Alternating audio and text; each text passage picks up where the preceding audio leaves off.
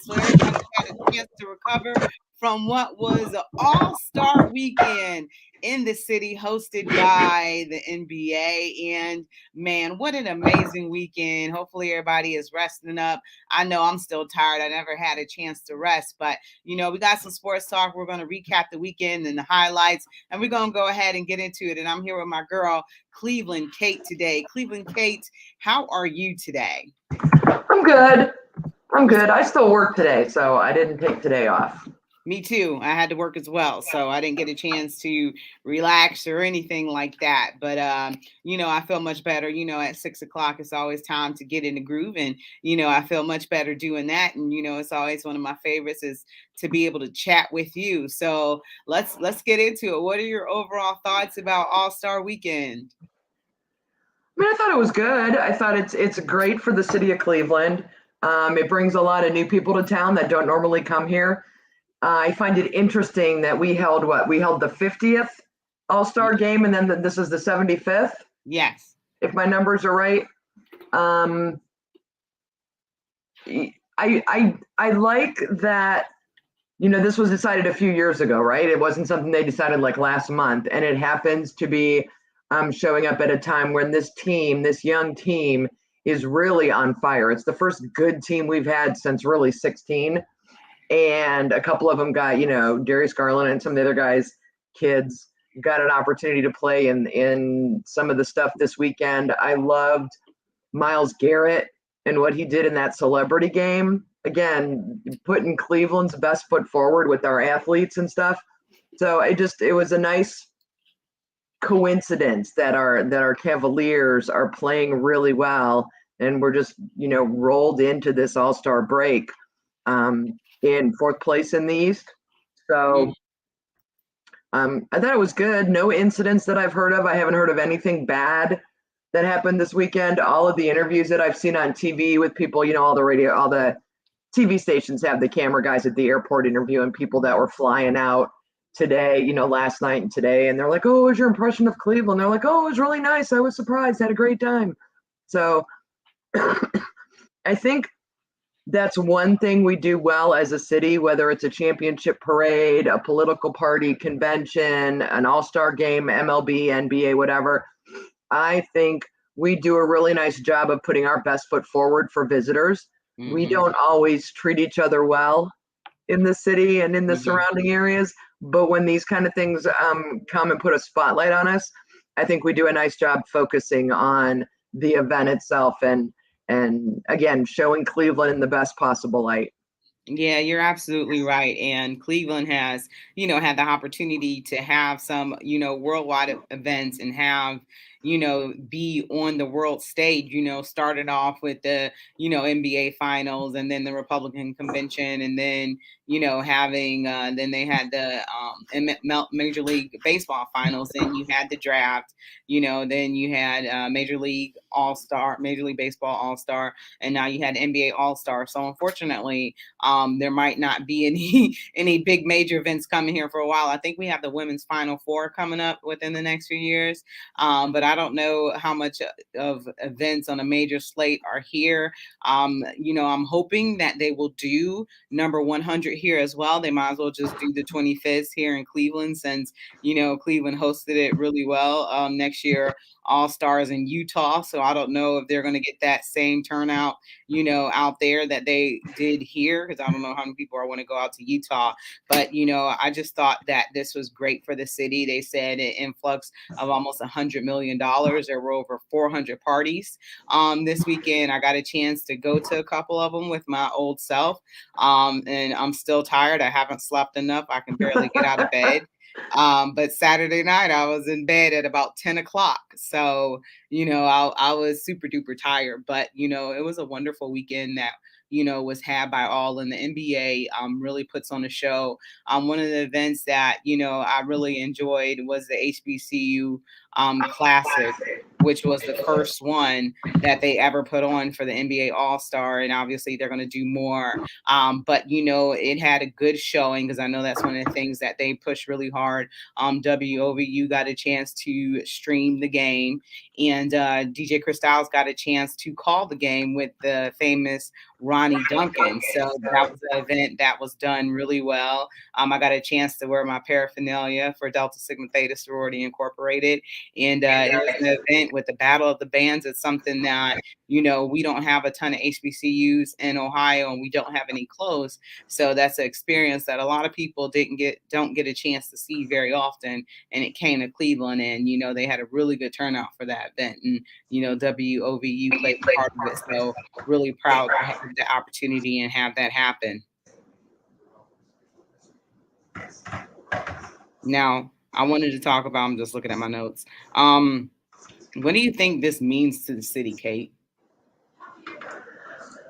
I don't know. I don't think it means anything different than other events we've hosted, other than when we're on the list again, it makes it easier for them to give us other events in the future. I think from a financial perspective, the money that these visitors brought in and spent here is huge. With COVID, a lot of the bars, restaurants, stores, and stuff in the downtown area have struggled the last 2 years. They don't have help. They're not open the hours they used to be open. They've lost a lot of revenue because of the COVID restrictions that went on, and they still have not bounced back from that.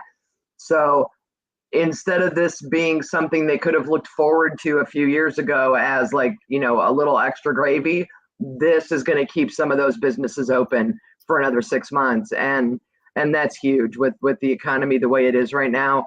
An event like this does so much, for the local, food service industry kind of places, the stuff that tourists visit and everything. But I think in general, Cleveland, I work for a company that has locations in 43 states, and I've talked to some people in Las Vegas, in LA, in Wisconsin, in different parts of the country, and Cleveland has a much better reputation than we give us credit for. We treat ourselves like we're a joke, and we laugh, and we still call ourselves a mistake on the lake, but nobody else does anymore. And while they make jokes about our football team on the ESPN, it's not as prevalent among people as it was back in maybe the 70s, 80s, 90s. I think we bring it up a lot more than other people do. And I think we assume that Cleveland has this bad reputation, and we really don't. And these kind of things just solidify that impression nationally that this is a good place to do things. And so I wish if I could go back in time and change something, I'd go back to 98, and we would have waited another year to come back with the Browns, and we'd have put a dome on that stadium, because I think there are a lot of events that we can never host because they're in the winter and we don't have a large enough facility that you can dome up and for those kind of things.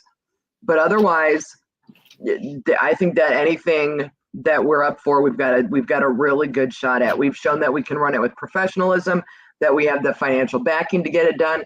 I know from talking to a couple people that the folks behind the scenes for this whole All-Star Weekend week thing actually went to, I believe it was Chicago last year, and shadowed the crew that was running Chicago and learned from them a lot of the ins and outs of what went on with that. I know you and I talked a lot about that on the show last year with what went on in Chicago and the street ball and the roots of basketball in that area and some of the things that that they put on there. But I thought it was amazing that the people who were putting on this one had the opportunity to shadow them and just see behind the scenes, get another real good look at what went on, and everything from what I'm hearing went off smoothly without a problem. So hats off to them. That's a lot of hard work for a lot of people who will never get credit. Like, nobody knows the names of the people who ran all this stuff. COVID restrictions, masks, vaccines, all that pandemic, this pandemic world we live in now, having to deal with all that and still put on a superior All-Star weekend. A thumbs up.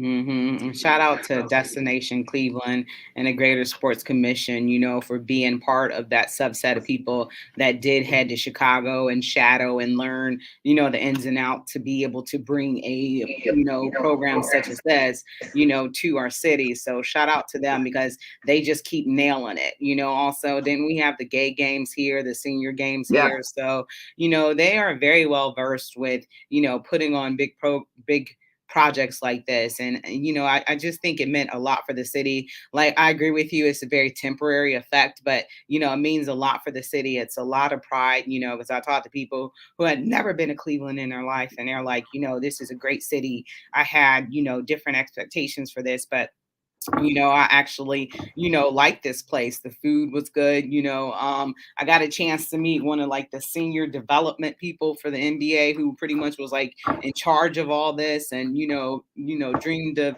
these concepts like the NBA crossover and stuff like that. And he was like, I didn't know that Cleveland had such amazing barbecue. I'm like, well, why wouldn't you think we did? He's like, I don't know, and he was No, talking about, people don't think barbecue. They don't think Cleveland. They think yeah. Kansas City. They think St. Louis. They think Tennessee and South. But we do have our own here. Yeah. I was going to say something that walked out of my head. Yeah. Oh, when things go well, you get a little bit of press. You get a little bit of good feeling. If something bad had happened, it would have been magnified. It would have been all over everywhere. It would have been the end of everything forever. So it's one of those things where it's good that nothing bad happened, but you don't see the ripple of it as visibly as you would if it had been something negative, if something bad had happened. But I think the people who know, the people who make the decisions about where to bring large events, understand how well we handle things here, and we will continue to pull things in here. Yeah, and it definitely would have been awesome to have the opportunity to host a Super Bowl and a whole bunch of, bigger concerts where you could utilize First Energy Stadium. I still don't understand when they built that. How did they, avoid building a dome on there? I will never understand that concept for the Because they opportunity. wanted to come back in 99. And in order to get back for the 99 season, they couldn't build a dome. I don't know why 99 was the number. I don't know why they couldn't have just waited till 2000. We already missed Peyton Manning in the 98 draft. We came back in 99 and got stuck with Tim Couch. I'd have rather waited another year. Class Yeah. of 2000 was way better than the class of 99. Oh, But that was what it was boiled down to, is somewhere the deal was they were coming back in 99, and they just, I don't want to criticize Mayor White with the way he handled that whole Brown situation, but y'all know I'm not happy with the way he handled that whole Brown situation. Things could have been done differently. They could have built a dome in time.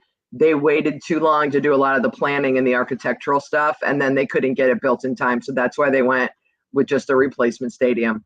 And I don't know that we will ever have a dome, because frankly, there isn't a piece of property in Cleveland big enough to build the dome and then tear this down and repurpose this property.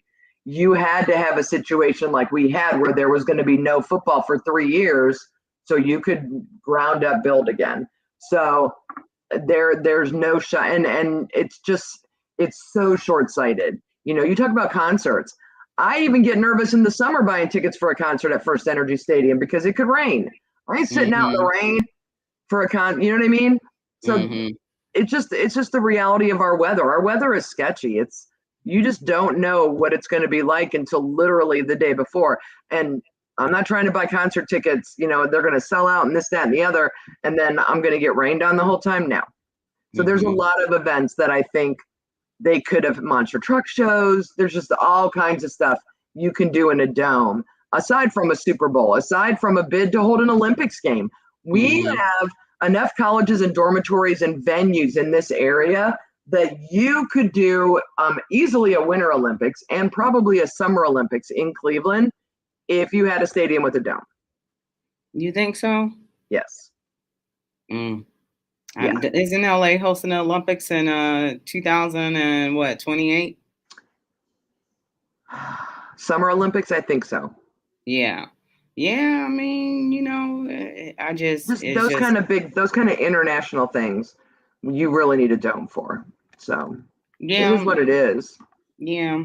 You're right. It is what it is. But, I just think of all the opportunities and, missed income to come into the city by them, taking the route that you said was taken. Because, I wasn't here at the time when all that planning was going on. So, I'm busy being a college kid. I ain't really worrying about the Cleveland Browns too much. So, I was out of that minutia and really didn't know, There was a lot of shenanigans going on. There was a lot of talk about how the mayor had to fight to keep the name here and to keep the colors and everything here, when the reality was when Art Modell took the team, he had no intention of taking the name or the colors. He wanted to start over. He wanted the marketing money of creating the Baltimore Ravens, creating a brand new name for that city and selling all new merch. He had zero problem giving up the Browns name and the Browns colors. On top of that, the contract that we had with him at the stadium specifically said all Browns home games had to be played in that stadium. So if he had taken the Browns to Baltimore and they had become the Baltimore Browns, they would have legally had to play their home games in Cleveland until that contract ran out, which was 99. So he had no problem letting us keep the name and colors, but people make it sound like the mayor had to fight for that. And there was an awful lot of back and forth and an awful lot of wasted time, in my opinion, in doing that. But Modell had no intention of taking the name anywhere. He just took the rest of the team and got to play football for 3 years while we sat around and did nothing. 4 years, however many years it was. It's sad. I'm still trying to recover from yesterday. Turned on my TV and there wasn't football on. Girl, I don't know about you. That first Sunday without football is just, there's that week during the playoffs that there's a week off before the Super Bowl, but at least I know I still got football. I got football till August. Now, Combine is next week. I'm going to be in Indy next week for the Combine. Oh, you are? I am. I kind of forgot about that. That's next week. So that'll be fun. Is that early? Like no football huh? Is that early? Isn't it usually like it's usually this week. It's usually the last weekend in February, but because the Super Bowl got pushed back because we have 17 stupid weeks of the season, which is 18 weeks with the bye, the Super Bowl got pushed back a week. Because the Super Bowl used to be the end of January. Now it was Valentine's weekend. So then they had to push this back to the first week of March. My gosh. All right. We're going to take a quick break right quick. You're listening to Her in the Huddle on WOVU and 95.9 FM. We'll be right back. Are you looking for an opportunity to serve others? Are you looking for an exciting career with great pay and benefits? If you answered yes to these questions, consider working at the City of Cleveland in law enforcement. As a son of a cop, I know firsthand how rewarding a career in law enforcement is. The Cleveland Division of Police offers advancement and a competitive salary. We are seeking a diverse group of young and motivated individuals who truly reflect our community. Call 216-623-5233 to speak with our recruiter or go to governmentjobs.com/careers/Cleveland. I encourage you to apply today. Somebody say, hey, we want some money. Hey, we want some money. And you can get yours. Enterprise Community Partners presents free tax filing from IRS certified professionals. There's locations all around Cuyahoga County, and you can receive up to $6,600 from the Earned Income Tax Credit if eligible. They'll even be able to help you open a checking account to safely deposit your tax refund into if you don't already have a checking account. There's no fees, filing is free, there's no catch at all. Schedule your tax appointment at refundohio.com. This message is brought to you by Third Federal, Huntington Bank, Dollar Bank, U.S. Bank, Ohio Savings Bank, Cuyahoga County Family Services, Bank of America, Cleveland Neighborhood Progress, IRS, Citizens Bank, Fifth Third Bank, PNC, Key Bank, and WOVU, a very Belcar community radio station. When I asked you to cite your sources, you said spend 5 minutes on Google. You know why that was? Welcome back to Her in the Huddle with Rachel Hill, the First Lady of Sports. All right. Welcome back to WOVU and 95.9 FM. You're listening to Her in the Huddle with Rachel Hill and Cleveland Kate. Do you want your government name being read over? I never call you by your government name. No, I like my Cleveland Kate name. I don't need my government name out there. Because, I'll give my name and I'm like, it's called Kate Cleveland Kate. So anyway, while you diverted to football for a hot second before we get back to basketball, what are you looking forward to at the draft? At the combine, excuse me. Really getting a look at some of the, so like we see the Big Ten kids, the SEC kids, but you get a lot of kids from schools that don't get those primetime Saturday games. And I like talking to them. There's opportunities. So you get to watch the workouts I love the wide receiver workouts. I love the running back workouts.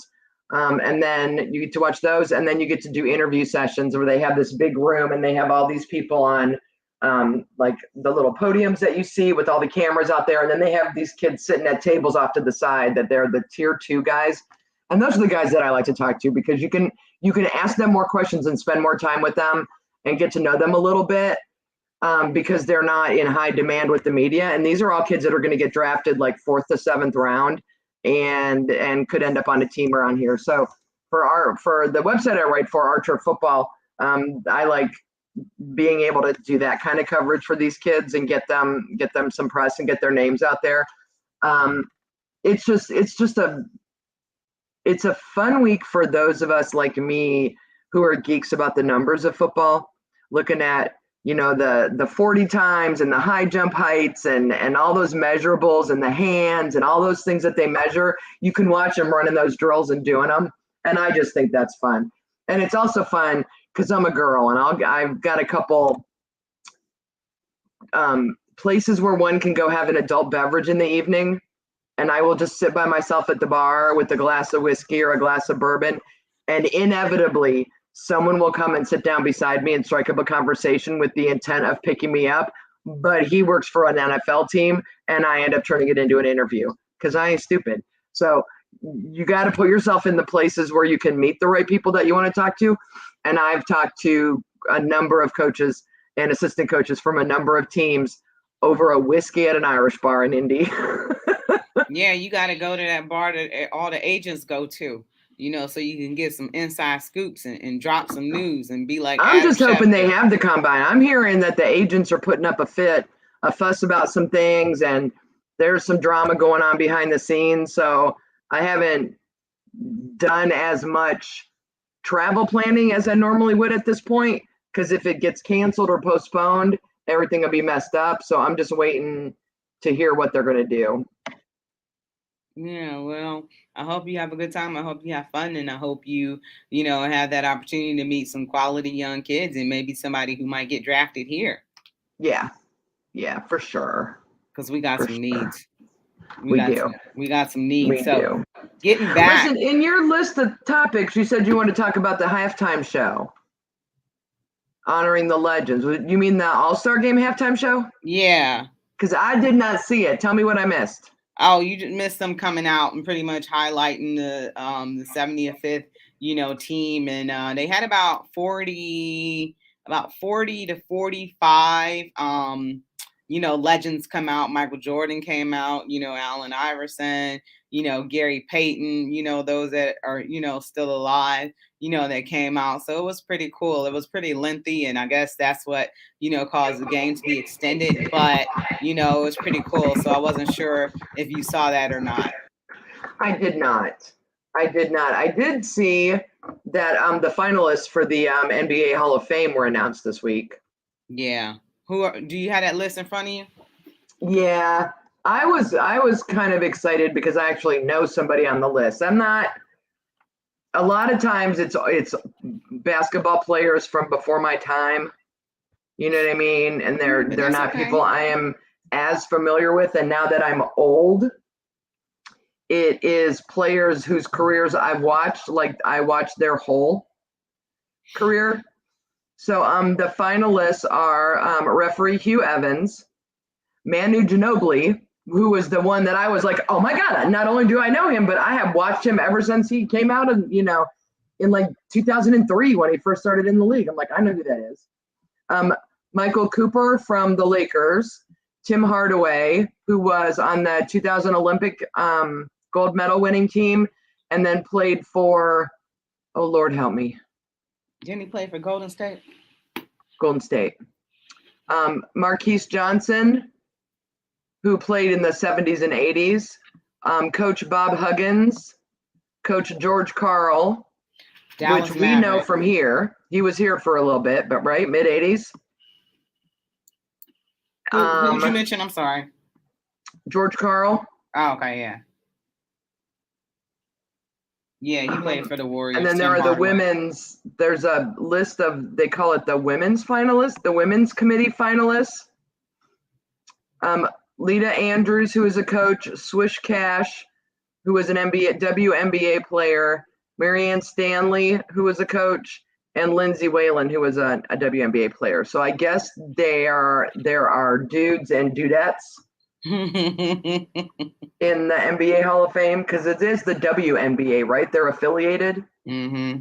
So Yeah. yeah, but I mean, I knew a lot of the names on the list. I was familiar with the names on the list, but this is the first time I remember somebody being on the list where I watched his entire career and was just talking about him recently. Manu Ginobili was one of those guys who was like 6th man of the year, a ton. And we were just talking last week about Kevin Love and that he has got a real shot at 6th man of the year this year. Fingers crossed. So I just thought it was interesting that they're on those parallel tracks. And then there was a lot of talk this weekend. It's one of the things that aggravates me is when the national media like tries to think of things to talk about. And so they're in Cleveland, so they're talking about the Cavaliers, they're talking about Evan Mobley, and they're doing that whole, he's like the next Tim Duncan. I'm like, why does he got to be the next Tim Duncan? Why does he got to be the next Chris Bosh? Why can't he be the first Evan Mobley? Mm-hmm. Why do we have to compare him to someone? You know what I mean? I don't feel like he's as big as Tim Duncan, but Tim Duncan also played all 4 years of college before he came out. He was like all up in his manly, muscular size, and Evan's just going to get bigger the next 2-3 years. Yeah. And Tim Duncan played for years in San Antonio with Ginobili, so it was a lot of Spurs in my head this weekend. Yeah, I definitely think that they're going to help Mobley pick up some weight, and it'll just be all muscle. I imagine him getting a body like Giannis or something like that, and eventually it evolving to that. Now, this LeBron storyline will not go away. Well, before we do that, did you see any of the celebrity game at the Wolstein Center? I did. Like Myles Garrett stole the show, and I have a couple friends that were actually there and got to meet him, and they were like, "Kate, he's huge," and I'm like, "I know, I've met Myles. He's huge." Like, I love it when people meet football players in person, and they like, I had no clue how big they are. I'm like, yeah, they're big. They're big. And Anderson Varejao was in town. I literally ran into him at a restaurant in downtown Cleveland, was walking and talking to my girlfriend and bumped right into him. Dude, his chin cleared my head by like this much. Yeah. And he lanky. He is. I love me some Andy. That's my only Cavaliers jersey I have is a Varejao jersey my daughters bought me. And they bought it for me before he was popular, so they didn't have a Varejao jersey on the website. They had to have one made, and they actually spelled his name right. I do have a Nate Thurman autographed jersey, but that's not one I wear. That's one that I bought. I got it at auction and then had him sign. And I need to like frame it and hang it. So the only actual team jersey I have that I wear is my Varejao one. Yeah, I don't have any jerseys because I'm like, we change players too much. So I'm like, I should have gotten a LeBron jersey, but I'm not a jersey girl. No. Why do they keep saying LeBron's coming back? I don't want him back. What? I don't want him to mess up what we have. I don't feel like he's the kind of team player we need at this point. Well, by the time that he's eligible to come back, the team could look a little different already anyway. I don't know. I don't like it. But it was a lot of storylines about it, and then he inserted himself in, as LeBron tends to do, to be the center of attention. You think? Talking about the 3 Cavaliers that was in the All-Star game. He was like, he had Darius Garland, Jared Allen, and myself. Like, you are not on the Cleveland Cavaliers anymore, LeBron. You keep leaving us. So I don't understand what you're saying, what you're talking about, but the Lakers got some issues. And I always knew that when this team started doing well, that LeBron was going to want to come back. But I've always said I felt like he was going to retire as a Cleveland Cavalier, even if he signed a one-day contract and retired. And I always feel like he's going to go into the Hall of Fame. So we got like what, 2, 3? 2, because he only got 2 years left on that contract with the Lakers. How many years we got left before Bronny's eligible for the draft? Bronny got to graduate from high school and do a year of college. He's like 17, right? Yeah, so maybe 2 years. 2 years. We could win the lottery. We could draft Bronny. We could sign LeBron. It could be the first father-son signing in NBA history, and then he could retire. And he said he's not retiring until he plays a year with his son. Yeah. So whoever wins the lottery that year is where LeBron's going to go. I'm telling you. Yeah. But what do you think about that storyline, though? I just think it's talk. I don't believe for a minute he has any sentimental feelings about ending his career as a Cav and being back here. You don't? Other than because it's for attention. He's moved on, and I'm fine with that. I'm not bitter. I'm good. He got us a ring. He left. I'm good. We got a new young team now. I'm fine. I think his love will always be for the Cleveland Cavaliers. He can be on the Lakers. He could be a Miami Heat person. But one of the things I remember, because we got to go to a break in a second, but one of the things I remember when he first went to the Miami Heat and they did that big, party for him with him, Chris Bosh, and Dwayne Wade with that coming out thing. And I remember that he looked so uncomfortable in that, at that party. And it was just like, the room opened up and swallowed him whole. His uniform didn't fit, but you could see the visible discomfort on his face and him wondering if he made the right decision. I don't think he ever questioned his decision. I think he was completely blindsided and shocked by the backlash he got because of the public way he made his decision. And I think it made all of that kind of stuff uncomfortable because I don't think he intended it to be what it ended up being. You know what I mean? And so I don't think he was uncomfortable with his decision. I think he was uncomfortable with the spotlight at that point because LeBron today and the way he manages the media and the way he manages his image is very different from that LeBron. What was that, 2012, 2011 LeBron, 2012 LeBron? That happened. 2010. That was a very, very young LeBron who learned a very valuable lesson about how to handle the media and things during that situation. And I don't know that he ever regretted the decision to go to Miami. I just think he regretted the way he made the announcement and the way that it was perceived and handled by Cavaliers fans. I don't think he expected what he got. It's all encompassing, but he made his choice, and he did. Those are the part of the consequences as well. But and the reality is, he got the better part of that deal. He did not. He has not suffered at all for the choice he made. We have suffered. We suffered through years of bad basketball. We suffered with restaurants and bars that closed. We suffered with the economic impact of having a crap basketball team and nothing to draw people downtown for a very long time until he came back again. So he hasn't suffered at all for that decision. Yeah. So I don't know why he would regret it. He got rings. He's good. I'm over it. I mean, I really am. I learned a valuable lesson too. I learned a very valuable lesson about loyalty and that kind of stuff. And it has stuck with me, and it affects how I feel about players in all my sports. So we're good. Ain't nobody loyal. I'd love to know if Frankie regrets leaving here and going to New York, because I guarantee he is not as happy in New York as he was here on a personal level.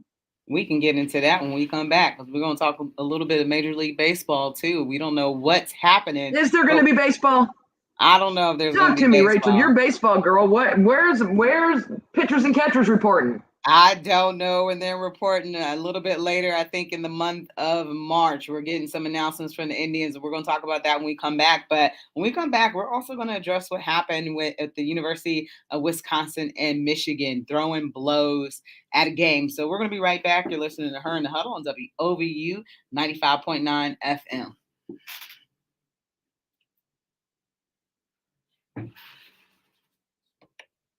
Four-year anniversary of WOVU. That's 4 years of inspiration, education, and entertainment for the community. 4 years ago, the station started with humble beginnings. And now, we have a whole new sound, whole new studios. It's a new day here at WOVU. Happy anniversary to 95.9 WOVU. And here's to many, many more. Burton Bell Carr Community Radio.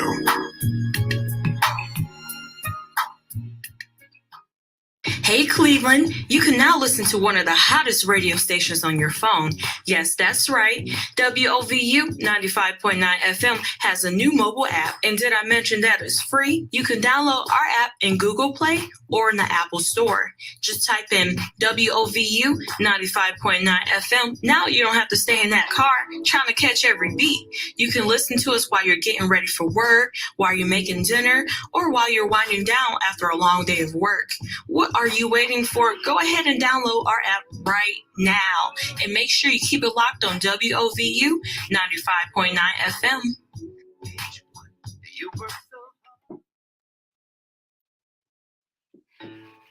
Welcome back to Her in the Huddle with Rachel Hill, the First Lady of Sports. I said we was going to talk about a lot of things when I came back, and I forgot about half of those things that we said we were going to talk about.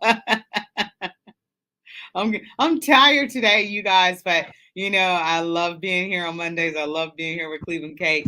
But I know everybody's trying to rest up after this past weekend. So one of the things that I know I wanted to talk about for sure was some of your expectations for the Cleveland Cavaliers. Before we get into that fight, but what are some of your expectations for the Cleveland Cavaliers on this second half of the season? Oh, we definitely going to talk about that fight. I just expect more of the same. I expect them to come back a little rusty after having a few days off, but to get back into where they're at. And I think they can probably get to third in the East. And I'm good with that. I'm good with being a third or fourth seed. I think that's enough for a team this young. Looking at who their matchups would end up being in the playoffs and stuff, I think that's fine.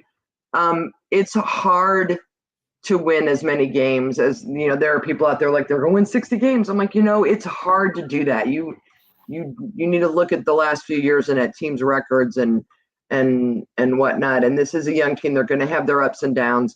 They've mostly been up.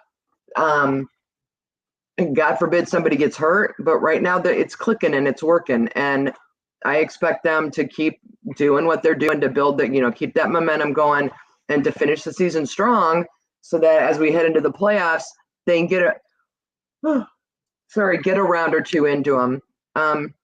I don't think they have any chance of winning it all because I just don't think they're, that looking at what the competition's going to be, especially looking at stuff coming out of the West. But I definitely think they can win a playoff series or two. And get that experience and get that kind of winning mentality and flavor, on their resume, so they can come into next year bigger and better and faster and stronger. What are you thinking? Yeah, they have a couple of days off, so they return back on the road against Detroit. And last time when they were in Detroit, they had a horrible loss where they had just came off of a road game as well. So I don't want them to, have another loss against Detroit because they never had it from the beginning of that game. So I expect them to start off strong. I expect Darius Garland and Jared Allen to have a renewed sense of confidence since they made the All-Star game. They got to play. Whose team was Jared Allen on? Was he on Team LeBron or Team Durant? I don't remember. Yeah, I can't remember either, but Darius Garland was on Team LeBron. So I expect them to, come back and, be even more of leaders on this team. I expect this team to gel. I expect, Kevin Love to continue to step up.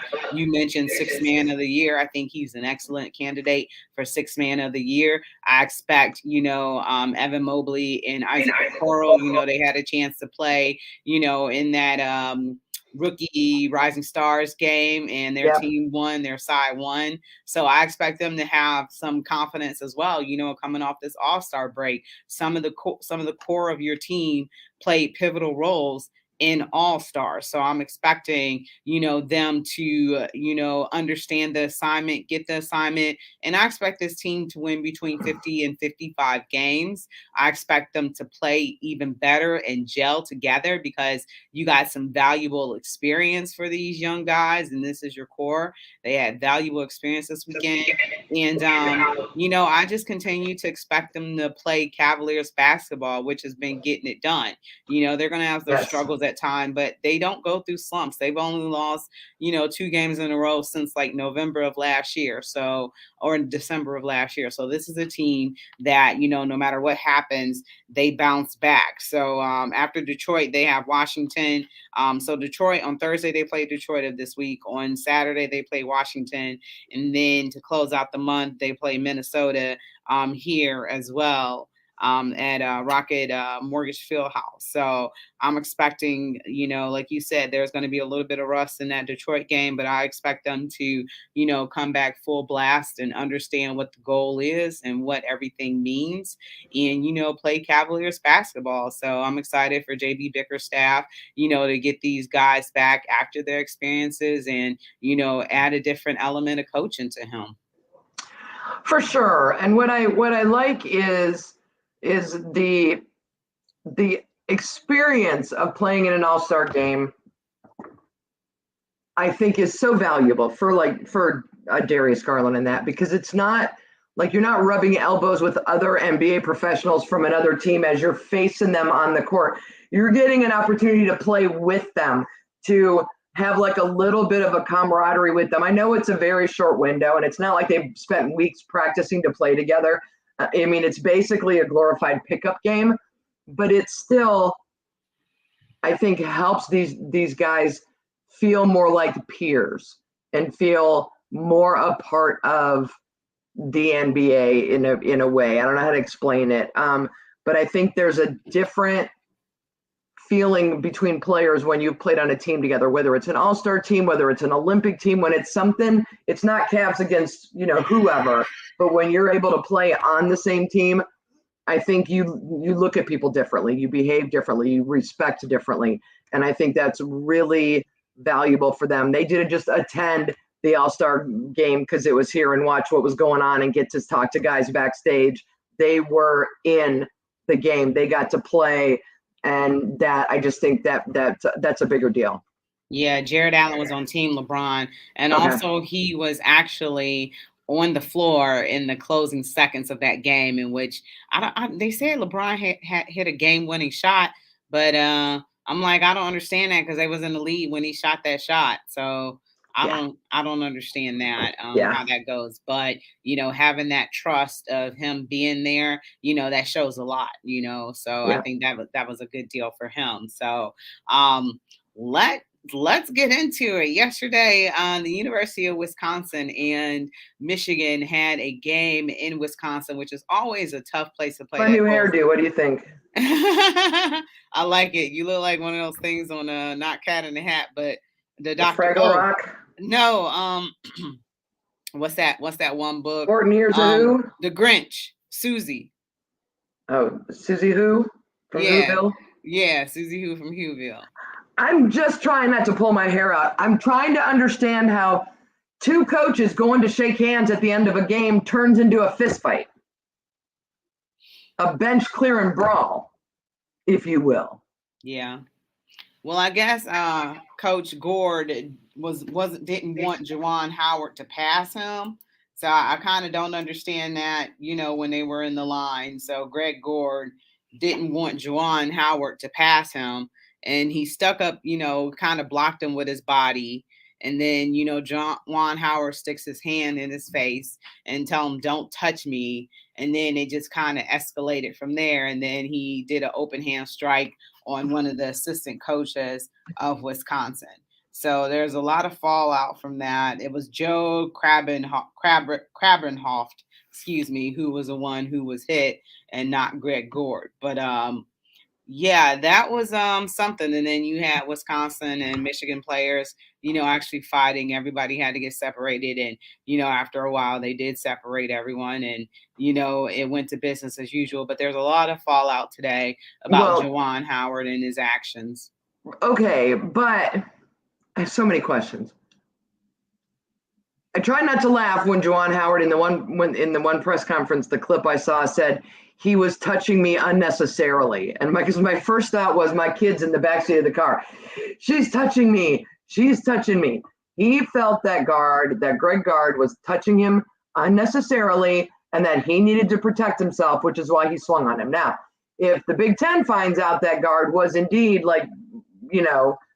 putting his hands on him, then he's going to face a suspension. I don't know if Howard was really upset about guard touching him or if he was still upset, because I have read an article today, because I didn't watch the game, I just saw clips of the brawl, Right. that with like 15 seconds left, Wisconsin took a timeout that they didn't need to take because they were like, it was over. Yeah. And he took offense to that, and that rolled into whatever was going on afterwards.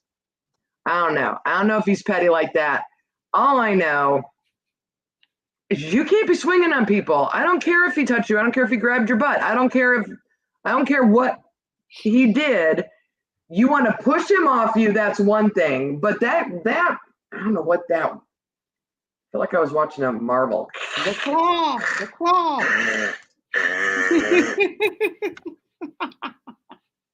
The claw. Are we children? Yeah. And then it's a player that gets hit, right? It was players were more injured than the two combatants. It's a little bit embarrassing. It's a lot embarrassing. I don't know if it's embarrassing for Michigan or if it's just embarrassing for Juwan Howard. I don't know. People are going to make it about Michigan, and as much as I hate Michigan, I want to make it about Michigan. But I don't feel like that's something in his behavior the last couple of years. He's only been there for a few years, right? Mm-hmm. I don't feel like that's something in his behavior that we should have seen coming. Do I need to bring up Bobby Knight? Oh, man. There was an awful lot of stuff going on with Bobby Knight, and I could say to Indiana, y'all should have known that was coming. The man used to throw chairs. I mean, you could see Bobby Knight's behavior escalating into something like that. I don't feel like there have been these stories about Juwan Howard losing his temper and being petty and swinging and throwing and violent. I haven't heard any of that. So I don't feel like this is Michigan should have known. It'll be interesting to see how they deal with it. My guess is both Wisconsin and Michigan are going to sit back and do absolutely nothing until the Big Ten is done with their investigation. And then once the Big Ten decides to send whatever punishments out that it's going to send, then they may decide to double down and do something else with that. I don't know. Somebody posted a meme today in which it was a shot of Chris Webber it's already a meme. Calling It's a already a timeout. meme. Yeah, but Chris Webber was calling the timeout, and Juwan Howard is in the background, and that person was like, Juwan Howard is adverse to timeout, so he's probably having flashbacks. I was like, that was so good. I was like, so bad, but so good. And I guess that's part of the unwritten rules of basketball that everybody doesn't know about. But I guess you're not supposed to, call that timeout. And you're also not supposed to score. Because I remember that was one of the things in the, it was an NBA game. I can't remember who it was. And the team there wasn't a fight, but the team got mad because the other team dunked. Even though clearly, they were, winning and there was no hope. When you're up by 5 or 6 points and there's 8 seconds on the clock and you get the ball, you just dribble. And unless they're going to foul you, you just stand there and dribble out the clock. You don't shoot. You don't do nothing else. You give them the opportunity to foul you.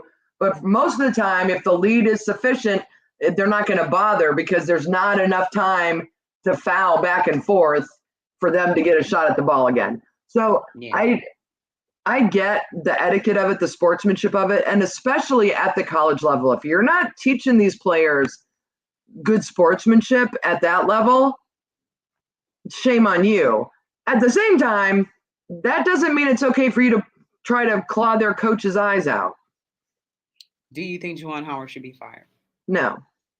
But I think he needs some anger management. I think he needs a firm talking to. I think he needs to own the reason, and maybe he doesn't know. He needs to figure out and then own the reason why he swung on him.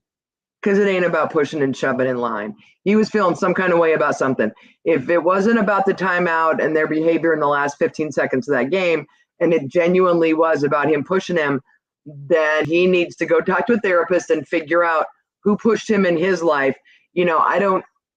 Is it a racial thing? Was he feeling somehow disrespected because he's an African American? Had something happened to him in the past where people pushing on him led to escalation violence?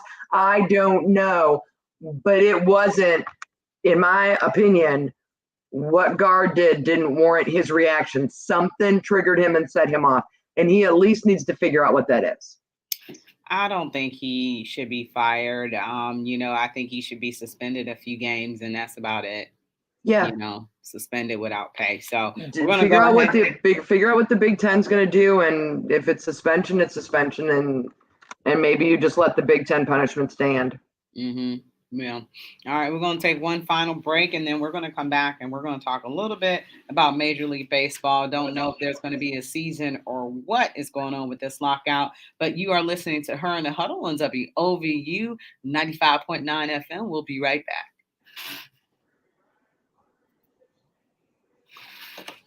February 26, 2022, Strengthening Our Students will celebrate the 9th annual Celebrity Soup for the Soul fundraiser. From 2 p.m. until 6 p.m., you can taste deliciously prepared soups from Hilton Garden Inn, Edwin's, Pearl Flower Catering, Angie's Soul Food Restaurant, and they're providing 2 soups, in fact. Thistledown Chef, Northfield Park Chef, Simply Vintage Bakery Cafe, Booker's Soul Food Starters, and Larat's Creole Kitchen. This year's Soup for the Soul will be happening at the Hilton Garden Inn, Cleveland East Side. That's 700 Beta Drive, Cleveland, Ohio, 44143. All of these awesome soups will be served by celebrities. We got Kicking It with Kenny Carpenter, and anchor and reporter Jasmine Bailey hosting this year's Soup for the Soul. Oh, wait. And I can't forget to mention, we also have Cleveland's own gospel singer, Tina Farmer, performing live. So make sure to go to Eventbrite or the Strengthening Our Students website and grab your ticket. This message is brought to you by the Hilton Garden Inn, 700 Beta, Banquet and Conference Center, J Auto Group, Britton and Associates of Cleveland, Key Private Bank, Popeyes, RPM, Dominion Energy, DAK, Strengthening Our Students, and WOVU 95.9 FM, a Burton Bell Car community radio station.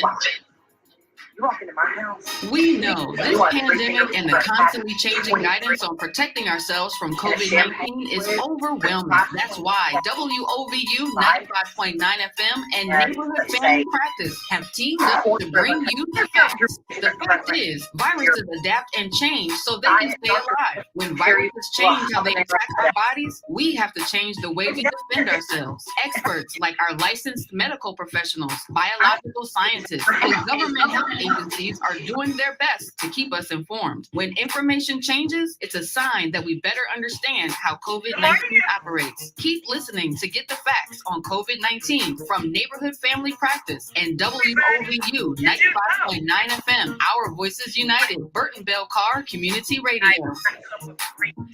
That you can lose up to 87%. Welcome back to Her in the Huddle with Rachel Hill, the First Lady of Sports.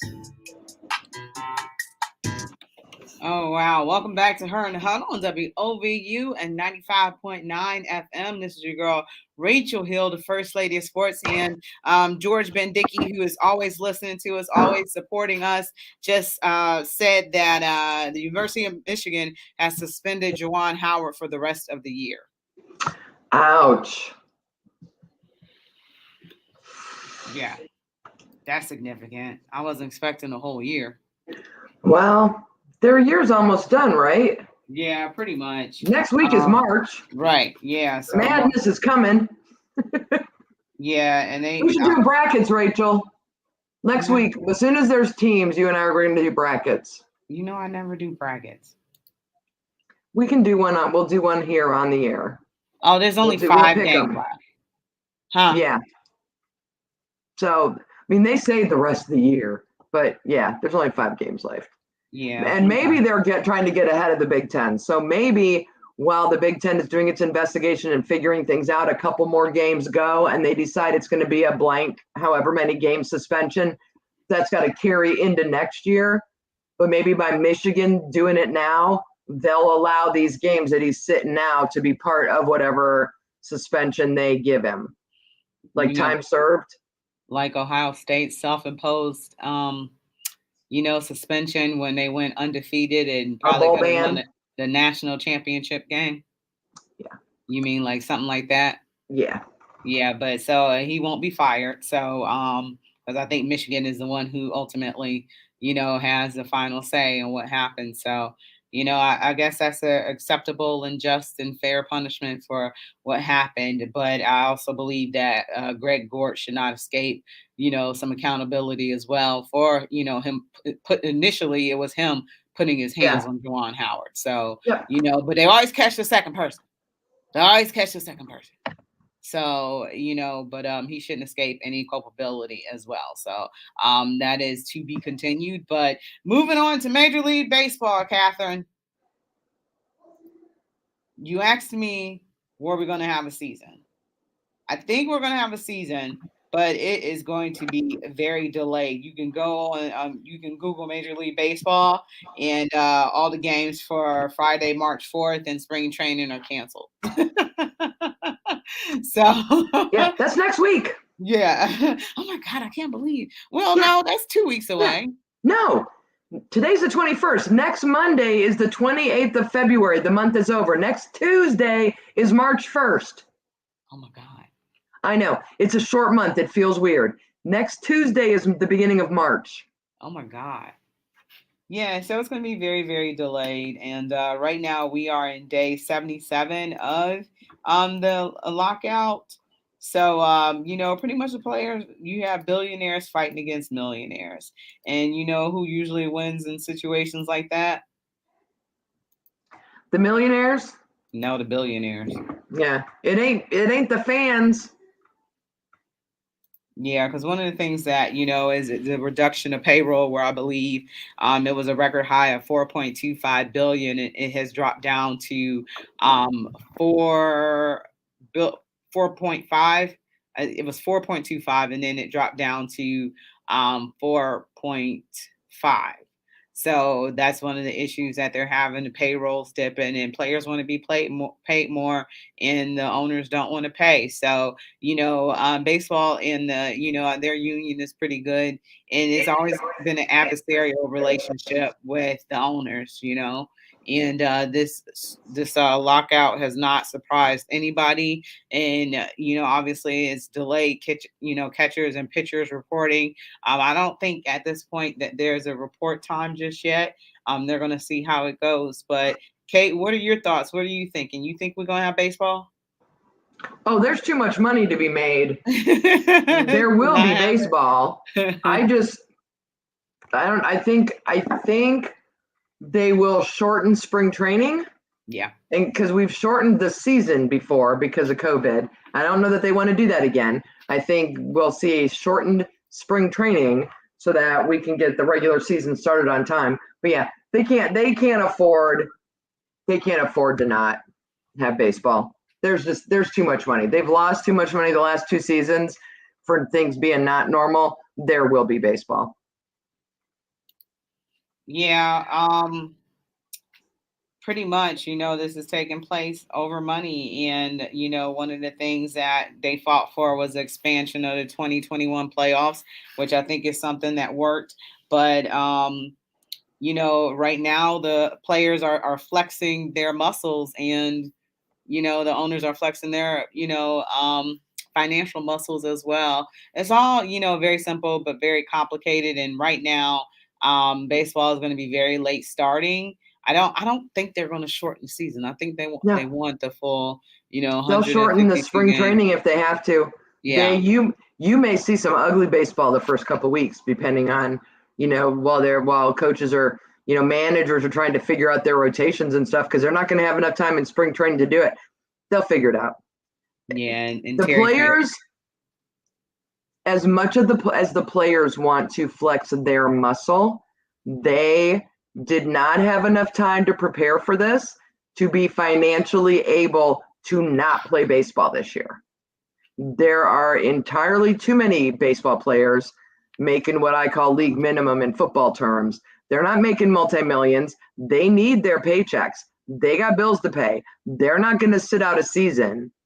And they haven't had a couple years of good seasons being told by the union, listen, put away every penny you can, because we're going to go on strike, and you need to save up so that you can pay your bills, because the last 2 seasons were a hot COVID mess. And there are entirely too many players who are going to be like, no, I need my paycheck. I need to play. And that's just the reality of it, is the billionaires always have a leg up on that. Now they can make it uncomfortable for them. They can delay the start. They can force them to the table, but the players are going to eventually cave and play. Yeah, well, we'll get into more of this as time, goes on. But this is our time. Pass fast. Thanks, Kate. Excellent show. For Rachel Hill and Cleveland Kate, you've been listening to Her in the Huddle on WOVU 95.9 FM, and we are out of here.